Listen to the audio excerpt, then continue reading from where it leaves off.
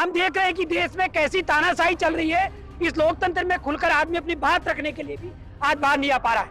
ऐसी सरकार को हम लोगों को उखाड़ फेंकने की जरूरत है। तो अगर कॉर्पोरेट नहीं चाहे तो मोदी कितनी भी कोशिश कर ले तुम कुछ नहीं कर सकता, क्योंकि ये सरकार तो कॉर्पोरेट चला रही है, अडानी अंबानी और कॉर्पोरेट चला रही है। हमारे को ये नहीं पता था कि भाई ये प्रधानमंत्री मोदी बनेगा, और उस टाइम वोट मांगने में तो जोड़ी कर दिया था। क्योंकि इनके तो ऐसे भी कह रहे हैं सांसद कि 400 पार आ जाएगी तो हम संविधान को बदल देंगे। तरीके से आप देख लीजिए, यहाँ पानी भर रखा आधे ग्राउंड के अंदर, ताकि यहाँ बैठ ना पाए सही तरीके से। ये स्थिति बना दी है इन्होंने, और इसके पैसे भी लिए इन्होंने रामलीला ग्राउंड के। भाई तुम तो किसान विरोधी हो।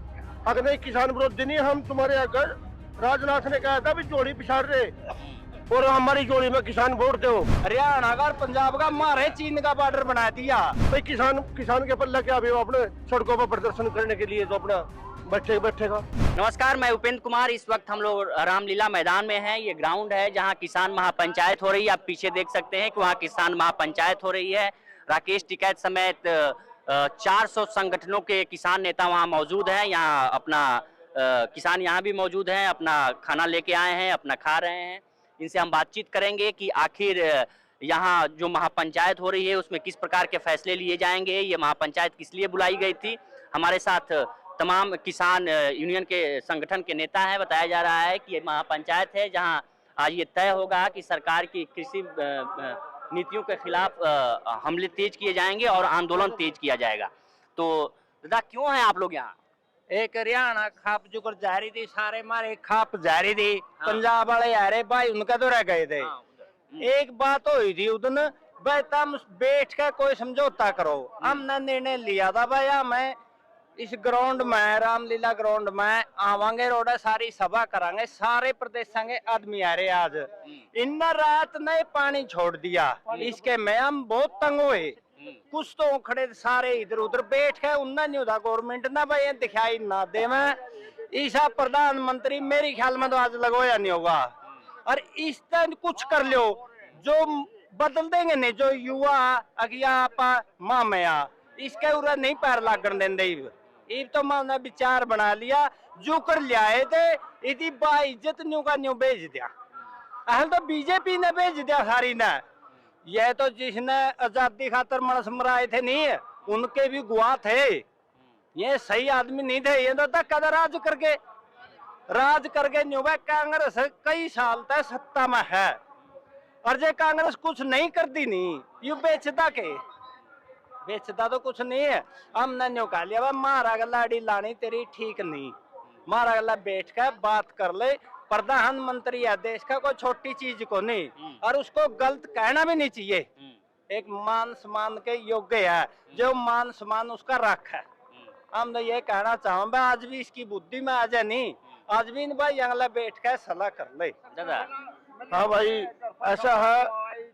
नरेंद्र मोदी गुजरात के मुख्यमंत्री थे, और 17 स्टेटों के किसान इकट्ठे हुए थे यहाँ दिल्ली के अंदर, और चौधरी महेंद्र सिंह टिकैत की अगुवाई में इकट्ठे हुए थे। तो इसने राजनाथ ने बीच में आके ये बात बोली थी कि भाई किसान वर्ग में हमारे को वोट क्यों नहीं दे रहा। तो चौधरी साहब की अगुवाई में, टिकैत साहब की, महेंद्र सिंह टिकैत की उस अगुवाई में रैली चल रही थी। भाई तुम तो किसान विरोधी हो। उन्होंने, हमारे बुजुर्गों ने, हम उस रैली में शामिल थे जब भी, भाई तुम तो किसान विरोधी हो। अगर नहीं किसान विरोधी नहीं, हम तुम्हारे अगर राजनाथ ने कहा था भी जोड़ी पिछाड़ रहे, और हमारी जोड़ी में किसान वोट दो। किसान कुछ हद तक किसानों ने हाथ उठा दिया कि भाई राजनाथ किसान नेता है, तो वोट मांग रहा है तो वोट दो इसको, भाई किसान का भला करेगा। तो हमारे को ये नहीं पता था कि भाई ये प्रधानमंत्री मोदी बनेगा, और उस टाइम वोट मांगने में तो जोड़ी कर दिया था। और जब भी किसानों की मांग ज्ञापन देने के लिए आते हैं, अपने हरियाणा में भी दिए, दिल्ली में भी दिए, तो एक भी बात किसानों की नहीं मानी। आज तो इसने 13 महीने किसानों का आंदोलन चलिया, तो इसने कहा वो 3 कानून तो वापस ले लिए, जो हमारी जमीन को हड़पना चाह रहा था। यूं भाई मैं किसानों को समझाने में नाकाम रहा, और मैं अपने 3 काले कानून वापस लेने लग रहा। और जितनी सारी मांगा है मैं कमेटी बनाऊंगा, कमेटी बनाने के बाद में भाई जो तारी मांग है पूरी करूंगा। किसान इसकी बाट देखते देखते यू टाइम आ गया। किसानों ने पहले भी ज्ञापन दे लिए बहुत इस बात के बारे में। आज थोड़ी इन्होंने कमेटी बनाई और ना किसानों की कोई बात माननी ना बिल्कुल भी। तो हमारे को तो नजर यही आ रहा है भी किसान विरोधी है। हमारे बुजुर्ग तो पहले भी कहते थे भाई आरआरएस ये बीजेपी किसान विरोधी है, और वो इनने अपना रंग दिखा दिया। अरे देश का किसान है, कोई गुरुवादी नहीं, कोई खालिस्तानी नहीं, कोई पाकिस्तानी नहीं हूँ, अपने हिंदुस्तान का ही किसान है यू अपनी मांगों के लिए आ रहा। तो सरकार बैठ के हमारे किसान नेता जो बैठे हैं उनके साथ बातचीत करो, जो इनकी मांग है वो सारी बात माननी चाहिए। अगर नहीं बात मानने का भाई किसान के पल्ला क्या, भी वो अपने सड़कों पर प्रदर्शन करने के लिए तो अपना बैठेगा। क्या नाम है सर आपका? मेरा नाम डॉक्टर चंद्रदेव ओला है और मैं अखिल भारतीय किसान महासभा राजस्थान का राज्य उपाध्यक्ष हूँ। और हम लोग काफ़ी संख्या में यहाँ लोग आए हैं, जो संयुक्त किसान मोर्चा और जो ट्रेड यूनियंस की जो संयुक्त ये जो आज की महापंचायत है इसमें हिस्सा लेने के लिए हम लोग आए हैं। तो प्रशासन ने 2 बजे तक की वक्त दिया है। देखिए प्रशासन तो हम लोग देख रहे हैं कि पिछले 3 दिन से हम लोग राजस्थान से कल शाम को निकले हैं, उससे पहले ही पूरी तरीके से प्रशासन हम लोगों को घेरने की कोशिश कर रहा है। जब हम लोग उनको कोच का जनसंख्या नहीं बता रहे हैं, गाड़ी नंबर नहीं बता रहे हैं, तो वो कहें आपका टिकट नंबर दे दीजिए, आपका सीट नंबर बता दीजिए। ये इस तरीके की इस देश में तानाशाही हम लोग पहली बार देख रहे हैं। उसके बाद जब हम लोग दिल्ली पहुंचते हैं उसके बाद फिर यहाँ की पुलिस हमें घेरने की कोशिश करती है और हम सुबह वहां से जैसे भी बच के इंडिया गेट चले जाते हैं, फिर पुलिस जाब्ता आता है, हम लोगों को वापस लाके मेट्रो में बैठा देता है और यह भेज देता है। हम देख रहे हैं कि देश में कैसी तानाशाही चल रही है। इस लोकतंत्र में खुलकर आदमी अपनी बात रखने के लिए भी आज बाहर नहीं आ पा रहा है। ऐसी सरकार को हम लोगों को उखाड़ फेंकने की जरूरत है। 4 दौर की सर बैठक हुई सरकार के साथ चंडीगढ़ में, क्या निकला? उसमें कुछ नहीं हुआ? वो तो धोखा है, उसने कुछ करना नहीं, क्योंकि कॉर्पोरेट परस्त है सरकार। कॉर्पोरेट चाहती नहीं है कि एमएसपी पे लीगल जो है कानून बने, तो वो चाहेंगे नहीं। तो अगर कॉर्पोरेट नहीं चाहे तो मोदी कितनी भी कोशिश कर ले तुम कुछ नहीं कर सकता, क्योंकि ये सरकार तो कॉर्पोरेट चला रही है, अडानी अंबानी और कॉर्पोरेट चला रही है।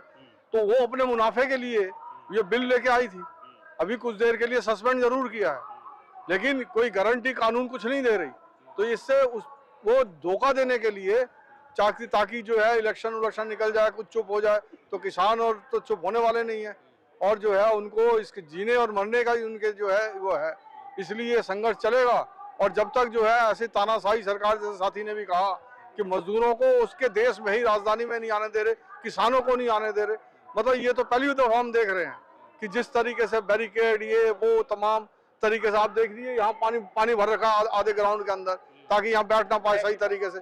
ये स्थिति बना दी है उन्होंने, और इसके पैसे भी लिए उन्होंने रामलीला ग्राउंड के, और रामलीला ग्राउंड की हालत देखिए उन्होंने क्या कर रखा है। प्रशासन पैसा लेते हैं, ये तो वो किसान सभा संयुक्त किसान मोर्चा वालों ने दिया है, तो वो बिना पैसे का रामलीला ग्राउंड देते नहीं, आप पता कर लीजिए। तो पैसा भी लिया, उसके मेंटेनेंस में उल्टा पानी और डाल दिया।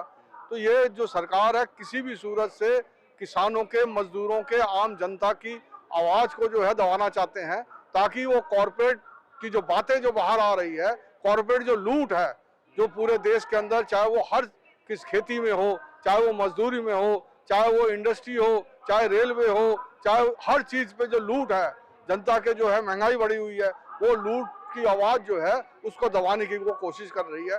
और ये दबेगी नहीं, बल्कि आज के आंदोलन से आपने देख लिया, इतना कुछ सहने के बावजूद भी यहाँ भारी संख्या में जो है किसान एकत्रित हुए हैं।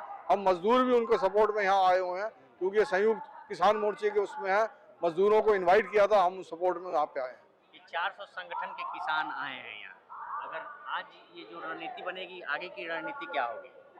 आगे की रणनीति आगे आने वाले लोकसभा चुनाव में मोदी सरकार को ना जीतना ही सबसे बड़ी इस वक्त रणनीति रहेगी, कि उस सरकार को ना आने देना है ना, और संघर्ष को जो है जारी रखना है। इस तरीके से जो लगातार हर तबके के लोगों पर जो सरकार अटैक कर रही है, उसके खिलाफ आवाज उठाना बंद नहीं करना है। सरकार तो कह रही है कि अभी 400 पार। नहीं, किसी तरीके से नहीं आएगी, उनकी बिल्कुल हवाई बातें हैं सारी। हम लोग नीचे देख रहे हैं, ग्राउंड में हम लोग घूमते हैं, हमें पता है कि 400 पार कतई नहीं होने वाले, क्योंकि इनके तो ऐसे भी कह रहे हैं सांसद कि 400 पार आ जाएगी तो हम संविधान को बदल देंगे। हम नहीं बदलने देंगे, ये मजदूर और किसान पूरा लड़ रहा है, इस ताकत के साथ लड़ेगा और नहीं। 400 पार कतई नहीं आने वाली। अभी आप हम देख रहे हैं कि आप दवाइयाँ दे रहे हैं, किस प्रकार की अभी दवाइयाँ मजदूरों को दी जा रही है? इनकी ज़रूरत के हिसाब से चाहिए, जो जितनी है। मोस्ट प्रोबेबली जेनेरिक मेडिसिन हैं, एंटीबायोटिक्स हैं। इन लोगों की अपनी ब्लड शुगर, बीपी, इन सब की जो मेडिसिन हैं वो लाए हैं हम लोग, और अपनी तरफ से हम जितना कर सकते हैं, लूज मोशंस, पेन, वो सब की लेके आए हैं। इंजेक्शंस नहीं रखे हैं हमने बिकॉज वो सेप्टिक नहीं है एरिया, अदरवाइज बाकी उनका वुंड ड्रेसिंग, चोट लगी है तो मूव और सब कुछ है हमारे पास।